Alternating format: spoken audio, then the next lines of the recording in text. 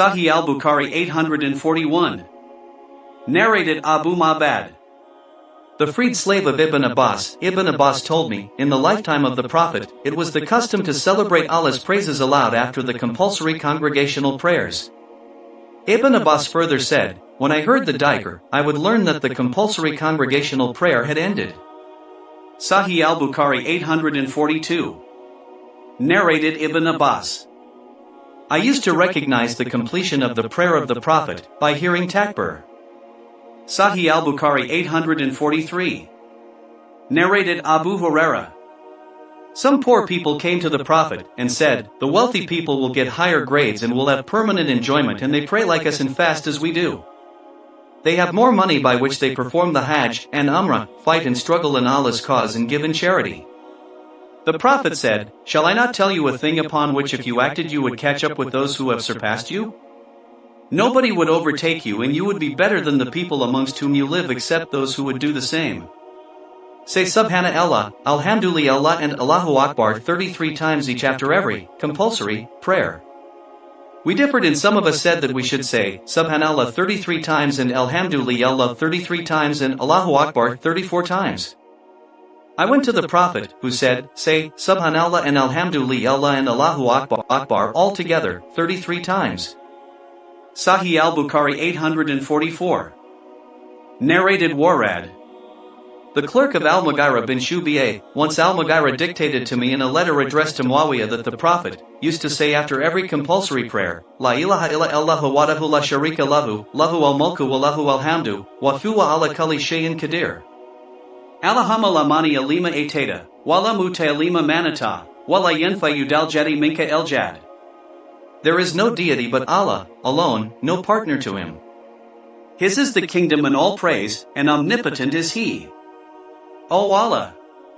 Nobody can hold back what you gave, nobody can give what you held back, and no struggler's effort can benefit against you.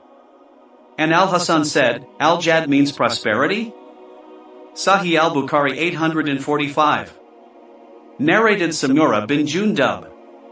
The Prophet used to face us on completion of the prayer. Sahih al-Bukhari 846. Narrated Zayd bin Khalid al-Yuhani.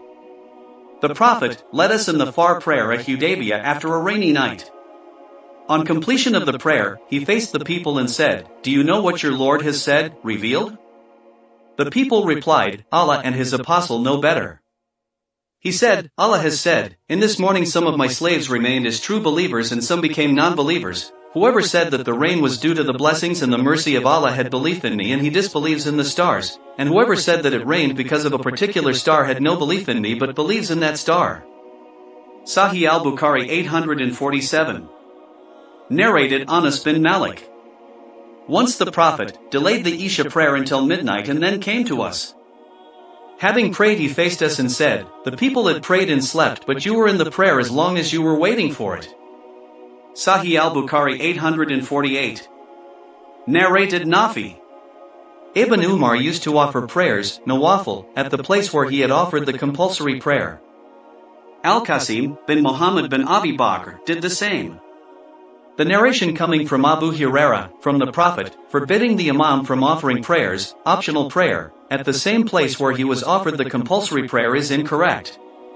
Sahih al-Bukhari 849, 850. Narrated Salama. The Prophet, after finishing the prayer with taslim, used to stay at his place for a while. Ibn Shihab said, I think, and Allah knows better, that he used to wait for the departure of the women who had prayed.